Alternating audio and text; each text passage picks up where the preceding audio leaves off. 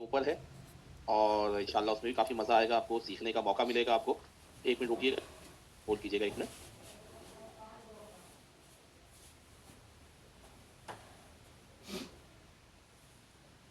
चलिए जी। तो आज जो हमारी क्लास है वो एस्टिमेटेड टैक्स की क्लास है। अब पार्टिसिपेंट्स आते रहेंगे क्योंकि 9 बजे हैं। सबसे पहले एस्टिमेटेड टैक्स क्या होता है, इसकी ड्यू डेट्स क्या होती हैं, एस्टिमेटेड टैक्स पे कैसे किया जाता है। अगर एस्टिमेटेड टैक्स को चाहते हैं कि यार मैंने जो मेरा रिफंड आ रहा है उसको मैं नेक्स्ट ईयर के एस्टिमेटेड टैक्स से एडजस्ट कर लूँ, वो कैसे करते हैं, और एस्टिमेटेड टैक्स ही कैसे वेव करते हैं। कल मैंने जो आपको बताया था वो बताया था कि अगर आप लेट टैक्स फाइल लेट करें, जैसा कि 15 अप्रैल तक आपने एक लायबिलिटी पे कर देनी थी। देयर आर टू थिंग्स, एक तो आप पे 15 अप्रैल को मिसाल के तौर पे आपने टैक्स रिटर्न फाइल किया और 15 इतनी लायबिलिटी बनती थी वो पे कर, ठीक है ना। तो आपके ऊपर जो एनुअल टैक्स लायबिलिटी पे करने की लायबिलिटी थी वो तो रिमूव हो गई, लेकिन इसका मतलब ये नहीं है कि आपके ऊपर एस्टिमेटेड टैक्स की लायबिलिटी जो थी वो रिमूव हुई है। नहीं समझ आया होगा, दोबारा समझाता हूँ। मिसाल के तौर पे एक पर्सन है, उसने $1 लाख कमाया और $1 लाख कमाने के बाद उसने साल के शुरू में, उसका है बिजनेस है, तो उसने पहले महीने में एज्यूम कर लिया यार कि मैं पूरे साल में $1 लाख कमाऊंगा, और उसने टैक्स कैलकुलेट किया कि यार इसके ऊपर टैक्स बनता है सपोज $12,000। तो उसने क्या किया कि एस्टिमेटेड टैक्स की फर्स्ट इंस्टॉलमेंट पे करी, दूसरी इंस्टॉलमेंट पे करी, तीसरी पे नहीं की और चौथी भी पे नहीं की। लेकिन उसने साल के आखिरी में 15 अप्रैल को रिटर्न फाइल किया और जो बकाया $6,000 की लायबिलिटी थी वो पे कर दी। तो अगर देखा जाए तो उसने रिटर्न भी टाइम पे फाइल किया है और उसने जो अपना टैक्स पे करना था वो भी 15 अप्रैल को फाइल कर दिया, लेकिन फिर भी रिटर्न के अंदर उसके पास एस्टिमेटेड टैक्स की पेनल्टी आएगी। कुछ सिस्टम्स कैलकुलेट कर लेते हैं, जो छोटे सिस्टम्स होते हैं वो कैलकुलेट नहीं कर पाते, लेकिन मैक्सिमम बड़े बड़े system like pro connect, drag, pro series, लेजर्ड, ऐसे बहुत से सिस्टम है जो एस्टिमेटेड टैक्स की लायबिलिटी वहीं पर कैलकुलेट कर लेते हैं रिटर्न फाइल के दौरान ही। तो इसमें क्या होता है कि फिर आपके पास अगर देखा जाए रिटर्न भी आपने टाइम पे फाइल किया और आपने आपने टैक्स भी टाइम पे कर दिया, लेकिन फिर भी आप पे पेनल्टी लग रही है। वो इसलिए है कि उन्होंने कहा था कि जनाबे वाला आपको अपना टैक्स जो है वो 15 जनवरी 2000, मतलब जो भी साल का जनवरी लास्ट क्वार्टर की आखिरी डेट होती है कि 15 जनवरी तक पूरा पे करना था। अब इसके अंदर एक और सिनेरियो आ जाता है कि लेट्स सपोज सर आप कह रहे हैं कि 15 जनवरी को चौथा क्वार्टर है। पाकिस्तान में क्या करते हैं कि इसे पाकिस्तान में कहा जाता है एडवांस टैक्स, ठीक है, जो हम ये एस्टिमेटेड टैक्स पढ़ रहे हैं पाकिस्तान में इसे 100 सेक्शन 147 के तहत एडवांस टैक्स कहा जाता है। यूएस के अंदर कोई सेक्शन वैक्शन होते नहीं है, पब्लिकेशंस होती हैं, तो वहां पे एस्टिमेटेड टैक्स कहा जाता है। अच्छा, एस्टिमेटेड टैक्स, अब आपका दिमाग में ये आ रहा हो पाकिस्तान में क्या प्रैक्टिस है, कि पाकिस्तान में ये प्रैक्टिस है कि पहले क्वार्टर में कुछ भी जमा करवा दो, दूसरे क्वार्टर में कुछ भी जमा करवा दो, तीसरे में कुछ भी जमा करवा दो, चौथे में एटलीस्ट आप 90% of your current tax liability से नीचे नहीं होने चाहिए। तो ज्यादातर लोग, या हमने देखा है एफबीआर में जून को ही बहुत ज्यादा आगे जा रहा होता है, तो वो सारी चीजें ना, तो ये कि 90% का स्लैब पूरा हो जाए, कल को आप दिखा सकेंगे देखिए सर मैंने तो अपना एडवांस टैक्स 90% से ज्यादा साल के खत्म होने से पहले जमा करवा दिया था। यूएस में ऐसा नहीं है। यूएस वाले आप पे फिर भी पेनल्टी लगाएंगे, वो ये कहेंगे कि जनाब मैं कहा था कि आपको कंसिस्टेंटली 3 और 3,000 पे करना है, आपने क्यों पे नहीं किया। अब दिमाग में सवाल ये आ रहा है कि यार हमें तो पता नहीं होता कि यार आखिरी में जाके अगर मिसाल के तौर पे मेरी कोई एडजस्टमेंट आ जाए या मेरी ऐसी कोई चीज आ जाए तो मेरा तो रेवेन्यू भी, एक्सपेंस भी ऊपर नीचे जा सकता है, रेवेन्यू कुछ भी हो सकता है। साल के एडजस्टमेंट तो चलती रहती है साल, क्योंकि साल 31 दिसंबर को अगर बड़ी बड़ी कंपनी का साल खत्म होता है तो ऑब्वियसली बात है कि आपने कहा है कि 15 अगर पार्टनरशिप फर्म है और एस कॉर्पोरेशन, तो आपने कहा कि 15 मार्च तक तो वैसे ही टाइम है, तो एडजस्टमेंट करते हैं, बाद ऐसी एडजस्टमेंट आ जाती है साल के आखिर में जो मेरा रेवेन्यू इंक्रीज कर दो, तो इसमें मैं क्या करूँ। तो जनाब उसके लिए एक रूल बनाया गया है, सेफ हार्बर रूल। अभी सिर्फ आपको मोटी मोटी चीजें बता रहा हूँ, फिर प्रॉपरली पॉइंट्स के ऊपर जाऊंगा। उसके लिए बनाया गया है safe harbour rule. Safe harbour rule क्या कहता है, वो ये कहता है कि जनाबे वाला आप एक काम कीजिए कि अगर साल है आपका तो आपको कहीं ना कहीं छूट मिल जाएगी कि यार मैं पहला साल था और मुझे ये पता नहीं था, काइंडली प्लीज मेरी पेनल्टी रिमूव कर दें। हालांकि लॉ के अंदर ऐसा कुछ भी नहीं लिखा, लेकिन फिर भी हम अगर पहला साल होता है तो कुशन ले लिया जाता है। क्यों? क्योंकि पहले ऐसा नहीं है कि पहले साल में आप एस्टिमेटेड टैक्स की लायबिलिटी पे नहीं करेंगे। हर वो बंदा $1,000 से ज्यादा की एस्टिमेटेड टैक्स लायबिलिटी बनती, मतलब टैक्स लायबिलिटी एज्यूम है कि बनेगी, उसको एडवांस टैक्स पे करना जरूरी है, ठीक है ना। हर बंदे की बात की है मैंने। जब हर बंदे की बात करूं तो इसका मतलब ये हो गया कि इंडिविजुअल बंदा जो कि जॉब कर रहा है वो भी इस कैटेगरी में आ गया, वो बंदा जिसकी रेंटल प्रॉपर्टी है वो भी इस कैटेगरी में आ गया, वो बंदा जिसने पार्टनरशिप फर्म्स में इन्वेस्टमेंट की है वो भी इस कैटेगरी में आ गया, वो बंदा जिसने सिंगल मेंबर एलएलसी बनाई है वो भी इस कैटेगरी में आ गया, वो बंदा जिसने इंटरेस्ट ले रहा है वो भी इस कैटेगरी में आ गया, वो बंदा जो कि डिविडेंड ले रहा है वो भी इसी कैटेगरी में आ गया। तो इसका मतलब ये हुआ कि ऑल इनकम, मैं क्या कह रहा हूं, every person and all income, comes under the umbrella of estimated tax. हमने पाकिस्तान में देखा है कि स्पेसिफिक कैटेगरी बिजनेस वाले या उनको एस्टिमेटेड टैक्स के नेट में लाया जाता है, लेकिन यूएस के अंदर estimated tax is applicable to every person and every income. मिसाल के तौर पे मैं ऊबर चलाता हूँ, कहीं मैंने कंपनी रजिस्टर्ड नहीं कर और साल में मैंने इतना इनकम कमा ली कि मुझ पे $1000 का टैक्स आएगा, तो I am eligible, I am liable to pay estimated tax. ठीक है, मैं जॉब कर रहा हूँ, पता ये चला मिसाल के तौर पर मेरे एम्प्लॉयर ने मेरा टैक्स नहीं काटा, ठीक है, लायबल टू पे tax from my pocket, federal tax में। ठीक है, तो ये वैसे ऐसा होता नहीं है, ठीक है, यूएस में कि आपकी जॉब के ऊपर टैक्स ना कटे, लेकिन ये आपको सिनेरियोज बता रहा हूँ अभी वर्किंग में। तो अब हम इसको जस्ट समराइज कर लेते हैं कि एस्टिमेटेड टैक्स क्या होता है, जिसे हम एडवांस टैक्स कहते हैं। और एडवांस टैक्स आपको साल के शुरू में एस्टिमेटेड कर लेना होता है। और एस्टिमेटेड आप किसकी बेस के ऊपर करते हैं? अगर आपका पहला साल है तो आप अपनी असम्पशन की बेस के ऊपर करेंगे, लेकिन अगर आपका दूसरा साल है तो आप पिछले साल की इनकम को बेस बनाएंगे। तो पर्सन जिसकी के ऊपर एस्टिमेट है कि वो $1000 से ज़्यादा की उसकी इनकम टैक्स उस पर लायबल होगा, तो उससे एस्टिमेटेड टैक्स पे करना ज़रूरी है। यहाँ पे आ जाता है safe harbour rule. Safe harbour rule क्या कहता है? वो ये कहता है कि आप अगर करंट ईयर की 90% टैक्स लिएबिलिटी का 90% ऑफ योर करंट ईयर, मिसाल के तौर पे आपकी $1,00,000 की इनकम है और आपने एज्यूम किया कि यार अब मुझे नहीं पता कि मेरी पिछले साल आपकी $1,00,000 की इनकम थी, करंट ईयर आपको एज्यूम नहीं, देखिए मेरी कितनी होगी, तो आप पिछले साल की जो टैक्स लिएबिलिटी लेट सपोज $10,000 थी जो आपने पे की टैक्स, आपने जो टैक्सेबल इनकम जो आपकी टैक्स बना आपका जो आपने पे करना था टैक्स, वो आपका बना $10,000। तो आप पिछले साल का या तो 110% दे दीजिए जो है $11,000, या आप बोलते नहीं यार मैं बहुत शोर शॉर्ट हूँ कि इस साल मेरी इनकम यार $75,000 होगी, ठीक है, तो करंट ईयर का लेट सपोज आपका बनता है, आपका करंट ईयर का भी लेट सपोज $10,000 बनता है, तो आप 90% of your current tax liability पे कर दीजिए और उसी हिसाब से चारों क्वार्टर में pay, then you will be eligible for waive your penalty. System लगाएगा पेनल्टी, लेकिन आप लिख देंगे कि भाई मेरी पिछले साल की टैक्स लायबिलिटी इतनी थी, ठीक है, और अब मैं उस हिसाब से मैं ऑलरेडी पे कर चुका हूँ, काइंडली इसको वेव कर दिया जाए। तो अब दिमाग में क्या आ रहा है कि भाई एस्टिमेटेड टैक्स 4 क्वार्टर में पे करना है। 1000 से ज़्यादा अगर किसी की कोई भी बंदा या कोई भी इनकम क्लास है वो $1000 से ज़्यादा अगर उसका टैक्स बन रहा है तो उसको एस्टिमेटेड टैक्स पे करना है। अगर उसको सेफ हार्बर रूल यूज़ करना है तो सेफ हार्बर रूल ये है कि करंट ईयर की 90% ऑफ द टैक्स लायबिलिटी का टैक्स पे कर दे, या 10% ऑफ योर लास्ट ईयर की टैक्स लायबिलिटी का वो पे कर दे। अब दिमाग में ये सवाल आता है कि सर अब ये बताइए कि अगर पिछले साल मेरी कोई टैक्स लायबिलिटी थी ही नहीं, हालांकि मैंने रिटर्न भरा लेकिन मेरी टैक्स लायबिलिटी कोई बनी नहीं रही थी, नंबर 1। नंबर 2 सिनेरियो, सर मेरा तो रिफंड आ रहा था पिछले साल। नंबर 3, तो पिछले साल रिटर्न फाइल करने की जरूरत ही नहीं थी। इन तीनों सिनेरियो में क्या होगा? पहला सिनेरियो कि मैंने जितना टैक्स पे किया एस्टिमेटेड टैक्स पूरा पे कर दिया था, मेरी कोई टैक्स लायबिलिटी बनी नहीं रही थी, जीरो टैक्स लायबिलिटी, मतलब मेरी टैक्स लायबिलिटी कोई थी नहीं। सही है ना? देखिए एक होता है टैक्स लायबिलिटी बनना, फिर नीचे जाके वैसे एडजस्ट कर लेते हैं। एक होता है कि मेरी टैक्स लायबिलिटी बनी ही नहीं थी, जीरो था, ये ठीक है। तो इस सिचुएशन में क्या होता है कि आपको अगले साल का टैक्स एस्टिमेटेड टैक्स पे करने की कोई जरूरत नहीं है, एग्जेम्पशन है। नंबर 2, अगर आपकी पिछले साल रिफंड था आपका, ठीक है, रिफंड निकल रहा था, तो भी आप करंट ईयर में टैक्स एस्टिमेटेड टैक्स पे करने की कोई जरूरत नहीं। तीसरा, आपको रिटर्न फाइल करने की जरूरत ही नहीं थी। मिसाल के तौर पर आपकी इनकम आज आप बिजनेस कर रहे हैं लेकिन पिछले साल $13,850 से इनकम कम थी आपकी, लेट सपोज, तो आपको रिटर्न फाइल करने की जरूरत ही नहीं थी और आपने रिटर्न फाइल किया भी नहीं। इस सिचुएशन के अंदर अब आपको करंट ईयर के अंदर एस्टिमेटेड टैक्स पे नहीं, और ठीक है जी। तो इन तीनों चीज़ों को कैटेगोरिकली याद रखिएगा। अब मैं जरा आपको पॉइंट्स की सूरत में बता देता हूँ, आगे चलते हैं।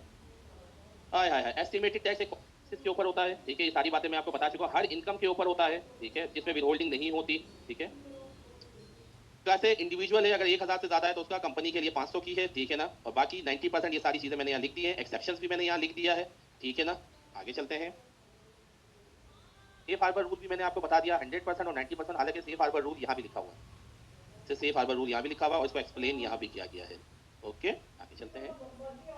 ये ड्यू डेट्स हैं फॉर क्वार्टरली एस्टिमेटेड टैक्स की, कि मिसाल के तौर पे आप जनवरी से मार्च का आपको पे करना है, अप्रैल मई का 15 जून अगस्त का 15, और ये सितंबर का जनवरी तक। और अगर आप समझते हैं कि आप 31 जनवरी तक रिटर्न फाइल कर देंगे तो फिर आपको 4th क्वार्टर की पेमेंट पे नहीं करनी होती। याद रखिएगा, एक्सेप्शन है। अगर आप समझते हैं कि मैं 30 जनवरी तक अपना टैक्स रिटर्न फाइल कर दूंगा, जो कि नामुमकिन होता है, क्यों? क्योंकि थर्ड पार्टी सॉफ्टवेयर खुलते ही आयरिस का सर्वर ही खुलता, तो पिछले साल 23 फरवरी को खुला था, इस साल तकरीबन शायद 15 या 18 फरवरी को खुला है पोर्टल, क्योंकि चेंजेस करनी होती हैं, अप्रूवल लेनी होती है, तो इसलिए आपको ये पॉसिबल नहीं होता, तो आपको 4th क्वार्टर की पेमेंट भी करनी पड़ेगी और करनी चाहिए, ठीक है। तो ये है safe harbour rule, estimated tax. Okay, अब हमने इसकी ड्यू डेट्स भी देख ली, एस्टिमेटेड टैक्स क्या आता है वो भी देख लिया। ठीक है, अब मैं आपको एस्टिमेटेड टैक्स की वर्किंग भी सिखाऊंगा। अच्छा, ईएफटीपीएस क्या होता है? देखो, मैं अभी मेरे पास सोशल सिक्योरिटी नंबर किसी का है नहीं, ना मैं यूज कर सकता, तो यहाँ पे मैंने वीडियो लगा दी है। ईएफटीपीएस है, ठीक है। अगर आप अपने पाकिस्तान के उससे भी आप ईएफटीपीएस लॉगिन करेंगे तो यहाँ पर सबसे पहले इंडिविजुअल पर्सन का लॉगिन बनता है। क्यों? क्योंकि जो एस्टिमेटेड टैक्स होता है वो इंडिविजुअल कैपेसिटी पे पे होता है। मिसाल के तौर पे अगर सिंगल मेंबर एलएलसी है तो भी आप इंडिविजुअल कैपेसिटी में टैक्स, अगर आपकी पार्टनरशिप फर्म है तो भी आप एस्टिमेटेड टैक्स अपने पार्ट का सिंगल मेंबर उसके इंडिविजुअल के बेस पे पे करें, क्योंकि पार्टनरशिप फर्म अपना टैक्स पे नहीं कर रही। अगर एस कॉर्पोरेशन है, आगे की बात है, आपको अभी समझ नहीं आएगी, सिर्फ सुनते रहिएगा। एस कॉर्पोरेशन है तो भी आप उसका जो एस्टिमेटेड टैक्स है इंडिविजुअल बेस के ऊपर पे करेंगे। सी कॉर्पोरेशन एक बिजनेस है, टैक्स वो खुद पे करता है, खुद के नाम पे एक लॉगिन बनता है। तो पूरी इसके अंदर डिटेल दी हुई है, आप इसको लॉगिन कीजिएगा, यूट्यूब वीडियो है। ईएफटीपीएस का लगा अकाउंट कैसे बनता है, ईएफटीपीएस किस किस चीज़ों के लिए अप्लाई हो, ठीक है, ये सारी चीज़ें इसको अच्छी से स्टडी कीजिएगा ईएफटीपीएस को, ताकि आपको पता चले कि किस तरीके से आप पेमेंट करेंगे अगर आप पोर्टल से ना करें तो। ठीक है जी, अगर कोई सवाल है तो मैं आपको 5 मिनट देता हूँ, ईएफटीपीएस के अगेंस्ट सवाल कर लीजिए, ताकि फिर मैं वर्किंग की तरफ जाऊँ कि एस्टिमेटेड टैक्स की वर्किंग किस तरीके से होती है। तो अभी तक कोई सवाल है तो काइंडली प्लीज कर लीजिए। जी, वहाब अफजल साहब। सर मेरे एक दो सवाल है। एक तो ये कि 13,885 कंप्लाइंस है टैक्स, तो नॉन रेजिडेंट्स के लिए भी है? नहीं, नॉन रेजिडेंट्स के लिए नहीं होती, नॉन रेजिडेंट्स को अलाउ ही नहीं होती स्टैंडर्ड डिडक्शन में। अच्छा सर, दूसरा ये कि ईएफटीपीएस के बारे में आपने बताया, तो ईएफटीपीएस से हम जो पार्टनरशिप फंड है, मैं जिस एक कंपनी में काम कर रहा हूँ उसको ईएफटीपीएस के थ्रू होल्डिंग्स पे करता हूँ इस पार्टनरशिप्स के अगेंस्ट। बिल्कुल ऐसा ही है। तो वो सारा, लेकिन वो ना ईआईएन के ऊपर बना हुआ है ऐसे। वो इसलिए क्योंकि आप होल्डिंग पे कर रहे हैं, कंपनी पे कर रही है नॉन रेजिडेंट की, वो एस्टिमेटेड टैक्स नहीं है, वो कंपनी ने टैक्स विदहोल्ड किया नॉन रेजिडेंट की बेस पे और पे किया, तो that is a different chapter. मैं अभी बात कर रहा हूँ एस्टिमेटेड टैक्स। ठीक है सर, वैसे वो जो सीपीएस ने ये भी कहा कि आप एस्टिमेटेड टैक्स किसी से पे करेंगे, गलत कह रहा है। अगर वो कह रहा है इसी से पे करना है तो जरूर पे कीजिए, ठीक है ना, और अगर वो कह रहा है तो सही है, बिल्कुल अच्छा पे कर दीजिए। सर वैसे आप बताएंगे किस तरह से हम एस्टिमेटेड टैक्स? नहीं, आप पहले वहाँ पे देखें, मेरी ऑब्जर्वेशन में नहीं है और हम ना करते हैं, तो अगर वो कह तो सही कह रहे हो, सीपीएस करवाएं। पार्टनरशिप का एस्टिमेटेड टैक्स ईएफटीपीएस से नहीं होगा, आप कह रहे हैं? नहीं, मैंने ये नहीं कहा, इंडिविजुअल होता है, इंडिविजुअल कैपेसिटी में पे होगा। अगर वो आईटीआईएन की बेस के ऊपर है, ठीक है ना, कोई ना कोई एग्जाम्पशन निकाली होगी उन्होंने, अदरवाइज पार्टनरशिप के जो ऑनर हैं उनका social security. I request you, अगर कोई आवाज वगैरह लगाया करे तो प्लीज पहले बंद कर दिया करें। जो आपका जो सिचुएशन है वो सिचुएशन है नॉन रेजिडेंट्स की, तो नॉन रेजिडेंट्स के केस के अंदर उन्होंने एक एक्सेप्शन के बेस के ऊपर कह दिया, क्योंकि नॉन रेजिडेंट के बेस के ऊपर शायद ईएफटीपीएस पे अकाउंट बनने में मसला होता है, तो दैट्स व्हाई उन्होंने कहा होगा, अदरवाइज उनका इंडिविजुअल होता है। सवाल भी कर दीजिएगा उससे। जी सर। मैंने कहा ना, बहुत सी ऐसी चीजें जो आप बाद में करते हैं, बहुत सी ऐसी सिचुएशन के हिसाब से चीजें निकलती हैं। और बताइए। बस सर यही था कि हम ये फॉलो करते हैं जो उसने मुझे बताया कि सही है। देखें अल्टीमेटली जवाब उससे देना है ना, और आपका काम भी हो रहा है ना, तो बस खत्म हो गया। My pleasure. क्योंकि आईटीआईएन ने, मुझे पता है आईटीआईएन की बेस के ऊपर ईएफटीपीएस पे अकाउंट बहुत मुश्किल से बनता है लेकिन प्रॉब्लम करता है, तो ईआईएन की बेस के ऊपर भी करवा दिया जाता है। आगे हाँ जी, अमीर हमजा साहब। जी सर, अस्सलाम वालेकुम। अच्छा, मेरा सवाल ये है कि जो एस्टिमेटेड टैक्स की पेमेंट्स हैं वो इंडिविजुअल खुद करेगा, जैसे आपने बताया। अब उसमें एज अ टैक्स प्रिपेयर जो है वो हम, हमारे पास तो ये रोल नहीं आएगा ना नहीं, बिल्कुल नहीं आएगा, बिल्कुल नहीं आएगा। सब कुछ आपका सीपीए करेगा, सारी चीजें जो इंडिविजुअल करेगा, इंडिविजुअल ने करना है, आपके सीपीए ने करना है। आपकी एस्टिमेटेड टैक्स आपके सीधे एमबिट में आएगा ही नहीं, सिर्फ पेमेंट की भी आएगी आपके सिस्टम में डाल, जो मैंने सिनेरियो नंबर 2 में, शायद सिनेरियो नंबर 2 में बताया था कैसे एस्टिमेटेड टैक्स की पेमेंट डालते हैं, इसी तरीके से आ जाएगी कि ये मैंने एस्टिमेटेड टैक्स की पेमेंट। ठीक है, ताकि आप लोगों को है ना थोड़ी अंडरस्टैंडिंग हो चीज़ों की, पता हो कि ये टीपीएस क्या होता है। मैंने कहा था 5 क्लासों में अल्हम्दुलिल्लाह आपको सीख जाएंगे टैक्स कैसे पाएगा, अल्लाह का शुक्र है आप लोग अब समझ आ रही है, ठीक है ना। तो ये चीज़ें इसीलिए मैं बता रहा हूँ एक्स्ट्रा, ताकि आप एक इंटरव्यू टेबल पे बैठे तो आपको पता हो चीज़ों का। हाँ सर, इसमें इंटरव्यू टेबल तक जाने के लिए सर अभी थोड़ी सी मेहनत करनी पड़ेगी। नहीं, बिल्कुल मेहनत करें और बहुत टाइम आपको नहीं लगता, लेकिन वही बात है कि स्ट्रैटेजिकली अगर फॉलो करेंगे ना, और जो अपने एम्बिट से बाहर निकलेंगे ना, तो आपको जरूर काम मिलेगा, मैं गारंटी देता हूँ काम मिलेगा और मिलता है। इसमें थोड़ा सा एक क्वेश्चन है, वो टॉपिक से थोड़ा सा ये नहीं हट किया, बट अगर आप अलाउ करें तो मैं वो क्वेश्चन भी करना लेकिन ही। हाँ ठीक है, अगर रिलेवेंट है, लॉ कोर्स रिलेवेंट है तो आप कर लीजिए। कि आप अब चलिए खैर, इसको बाद में फिर करेंगे, बाकी लोगों को चांस दें। चले जी, हैदरी साहब। अस्सलाम वालेकुम सर। वालेकुम सलाम। सर ये एस्टिमेटेड टैक्स फेडरल बेस पे है ना सर? जी बिल्कुल फेडरल बेस पे, जो भी मैं पढ़ा रहा हूँ सब फेडरल का पढ़ा रहा हूँ। मतलब सर स्टेट में इसमें कोई, इसके लिए कोई रूल तो नहीं है? मतलब नहीं होगा, जी हर स्टेट का अलग रूल है। मैंने कहा जो भी मैं यहाँ पढ़ा रहा हूँ सिर्फ स्टेट फेडरल का पढ़ा रहा हूँ, स्टेट का ना कोर्स का हमारा पार्ट है ना मैं पढ़ा हूँ। सही है सर, सही है। My pleasure, thank you. चलिए जी, बहुत अच्छा हुआ ये आप लोग की क्यूरीज। अब हम आगे चलते हैं, एस्टिमेटेड टैक्स की वर्किंग कैसे बनती है, ठीक है। तो मुझे प्रो कनेक्ट ताकि आपको एक प्रॉपर्ली दिखाऊं सारी चीजें, तो 2 मिनट के लिए मैं स्क्रीन ऑफ करूंगा। प्रो कनेक्ट खुलने में थोड़ा टाइम लेगा, तो 1 से 2 मिनट रुकिएगा। मैं, मेरी आवाज बंद नहीं होगी, ठीक है, बंद नहीं होगी।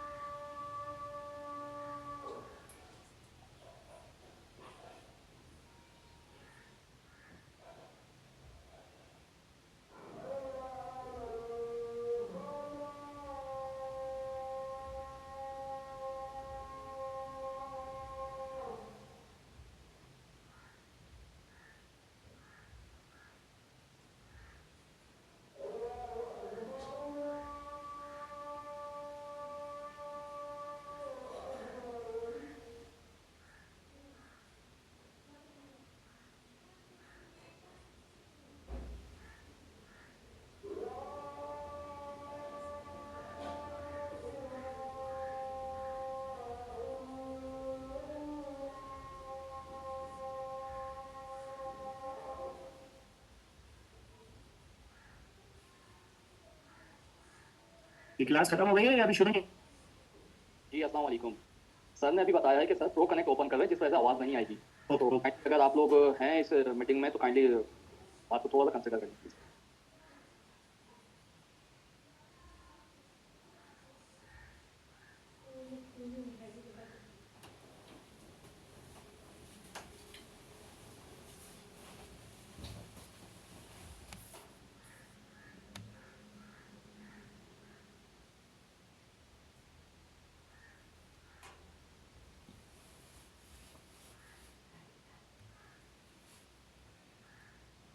अच्छा, ताकि कंफ्यूजन ना हो, गाना मुझे सजेस्ट कर दीजिए।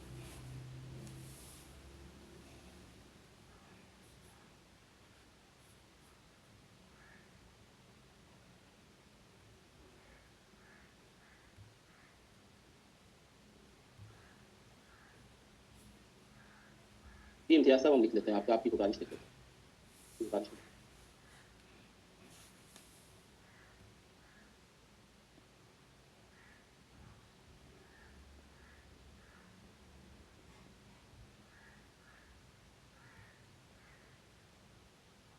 तो अब हम इतने वो हो गए हैं कि हमें पता भी नहीं होता कि क्या चीज़ बोल रहे हैं। आगे चलिए जी, क्लास में आ जाते हैं दोबारा माशाल्लाह। हमेशा जब भी एस्टिमेटेड टैक्स की वर्किंग बनाते हैं तो हमेशा पिछले साल का अगर रिटर्न होता है तो पिछले साल का रिटर्न ले लिया जाता है। ठीक है, ज़्यादातर केसेस के अंदर रिटर्न के लिए केस के ऊपर आप एस्टिमेटेड टैक्स बनाते हैं। ठीक है, अगर पहला साल है तो फिर आपको हर चीज़ अपने हिसाब से एस्टिमेटेड डालनी होती है, लेकिन 99.9% केसेस के अंदर आपको पिछले साल का रिटर्न मिलता है। तो आप पिछले साल का रिटर्न खोलिए। ठीक है, और पिछले साल का रिटर्न खोलने के बाद आप इसको ऐसे कीजिए। सपोज ये 14,641 है सैलरी इनकम, तो वही मैं ले लूँगा सबसे पहले सैलरी इनकम। मुझे टोटल इनकम लेनी है। ठीक है, जो भी इनकम होगी, तो सबसे पहले सैलरी इनकम 14,641। अब आप कस्टमर से पूछ लीजिए कुछ इंक्रीज हुआ या नहीं हुआ, तो मैं एज्यूम कर रहा हूँ कि ये कुछ भी इंक्रीज नहीं हुआ। ठीक है, 10-20% इंक्रीज होता है। मैं एज्यूम कर रहा हूँ जो पिछले साल की चीज़ें थी वही सेम रही हैं। ठीक है, लेकिन कस्टमर आपको कहेगा 10% इंक्रीज कर दें। ठीक है, तो आप कस्टमर की देखते हुए इंक्रीज कर दीजिएगा। ठीक है, कुछ भी इंक्रीज नहीं करा, मतलब पिछले साल की जो इनकम थी वो सेम है इस साल में। सबसे पहले हमें टोटल इनकम लेनी होती है, ये हम लेंगे। ठीक है, शीट आपको कोई नहीं मिलेगी। ठीक है, आपको तो इधर वीडियो से देख के बना लीजिएगा। मैं यहाँ पे वर्कशीट से बहुत से बना लेता हूँ। ठीक है, ताकि आप लोगों को एक अंडरस्टैंडिंग हो जाए किस तरीके से।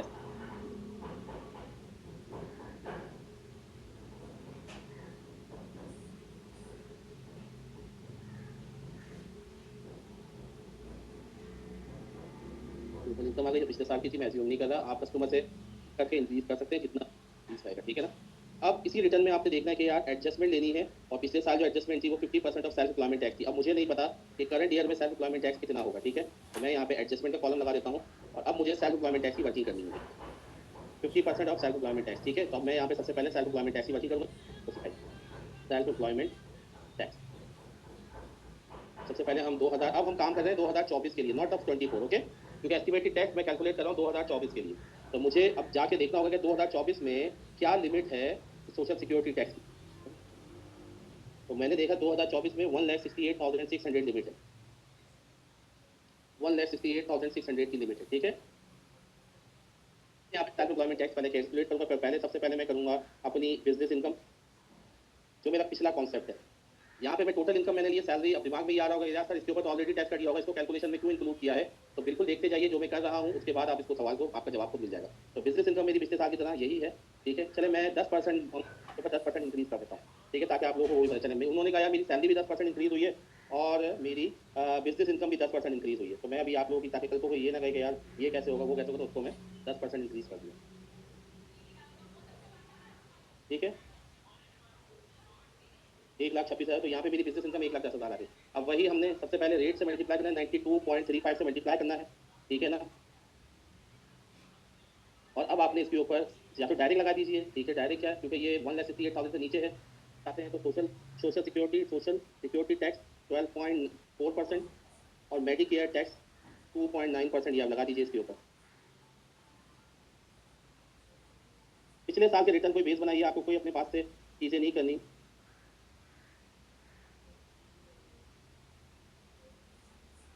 सर आपका जो एस्टिमेटेड सेल्फ एम्प्लॉयमेंट टैक्स आ गया वो 15,543। अब इसका एडजस्टमेंट लेते हैं 1/5 मतलब 50%। तो ये आपका आ गया, ये पिछले साल 10, ये देखिए रिटर्न के अंदर, और अगर कोई और एडजस्टमेंट होगी तो वो सेल्फ एम्प्लॉयमेंट का 50% एडजस्टमेंट है, तो हमने अपने करंट ईयर के अंदर भी वही लिया। ठीक है, एडजस्टमेंट। अब आपका AGI adjusted gross income AGI आ जाएगी, 126 में से माइनस कर लीजिए, ये एडजस्टेड ग्रॉस इनकम आ गई। ठीक है, आपसे कोई नहीं पूछेगा ये क्या है, लेकिन सिर्फ आपकी अंडरस्टैंडिंग के लिए सारी चीज़ें बता रहा हूँ। अब हमने पिछले साल माइनस किया था स्टैंडर्ड डिडक्शन या आइटमाइज डिडक्शन, तो मैं यही 38720 ऊपर नीचे थोड़ा करना चाहें कस्टमर से पूछ के आप कर सकते हैं। अगर पिछले साल स्टैंडर्ड ली थी तो स्टैंडर्ड ले लीजिए, आइटमाइज ली थी तो आप आइटमाइज ले लीजिए, और कस्टमर से पूछे तो पिछले साल आइटमाइज ली थी तो 38,720 ऊपर नीचे करना चाहें कस्टमर से उसको कर सकते हैं, 38,720 वही रिटर्न को फॉलो करते हुए करिए। ठीक है, अब इसके बाद उन्होंने बोल दिया भाई और क्या क्या माइनस हुआ है। बिजनेस इनकम थी, माइनस हुआ था क्वालिफाइड बिजनेस इनकम की डिडक्शन।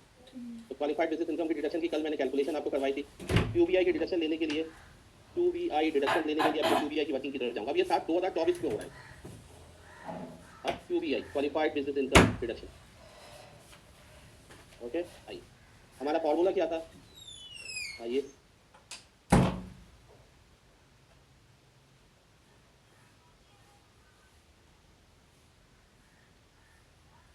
हमारा फॉर्मूला ये था, विच एवर इज लोअर।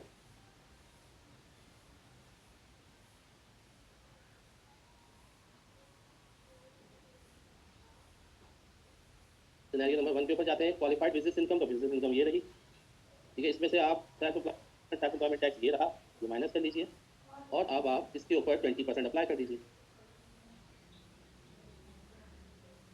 ठीक है, सेकंड टैक्स क्या था, कि टैक्सेबल QBI। अब हम इस टैक्सेबल इनकम को लेंगे। अब ये आ गई, इसमें से AGI में से, इसमें से मैं माइनस करूंगा QBI का, ये आ गई। और अब मेरे पास कैपिटल गेन जो है वो 0 है इस पोजीशन में, इसमें से मैं इसको माइनस करूंगा एंड इसका 20%। विच एवर इज लोअर वो हम लेंगे, वो आ गया 15,922। ओके, अब ये है 20,000, तो हम लेंगे 15,923 as a QBI deduction. Okay, अब हम यहाँ पे आ जाएंगे टैक्सेबल इनकम की तरफ।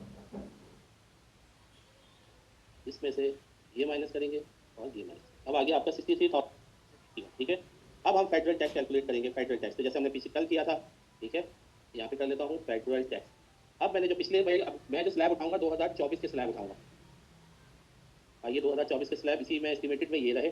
पहला है 6, तो ये है हेड ऑफ हाउस होल्ड, वही कैटेगरी, $16,550 सबसे पहले लिखूंगा, $16,550। इसके बाद फिर मैं लिखूंगा, अब देखूंगा कि मेरा 63,000 है, तो अगला स्लैब कितने का है, अगला स्लैब है 63,100, और मेरी इनकम कितनी है 63, तो मैं 63,100 वाला स्लैब ले लूंगा अपने पास, और अगला मैं यही इनकम ले लूंगा क्योंकि ये बहुत हाई। ठीक है, अब मैं स्लैब लगाऊंगा 10%, 12% और 22%, जो यहाँ पे लिखा हुआ है, यहाँ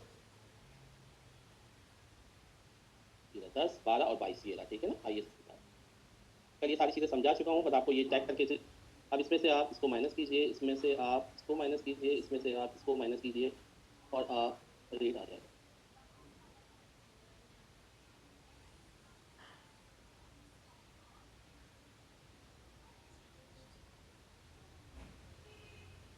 आपका जो वो बन रहा है $7,371, तो फेडरल टैक्स आपका $7,371 आता है। ठीक है, फिर हम रिटर्न की तरफ जाएंगे। हमें कितना मिला था, तो हमें $2,000 का टैक्स क्रेडिट मिला हुआ है, तो ये मैं माइनस कर लूँगा। इतना भी मिला होगा, अगर आप पूछते हैं कि इस साल कोई बेबी की इंक्रीज हुआ है या कोई डिपेंडेंट इंक्रीज हुआ है, तो आप उस हिसाब से ले लेंगे। तो टैक्स आफ्टर क्रेडिट, ये फेडरल टैक्स है। ठीक है, 5,371, और इसके अंदर सेल्फ एम्प्लॉयमेंट टैक्स भी आ जाएगा। ठीक है, सेल्फ एम्प्लॉयमेंट टैक्स पिछले साल इतना था, तो लेकिन अभी हमारे पास नई सेल्फ एम्प्लॉयमेंट टैक्स की calculation I. Self employment tax ये रहा आपके पास, सेल्फ एम्प्लॉयमेंट टैक्स टोटल 15,500। अब total tax liability, total tax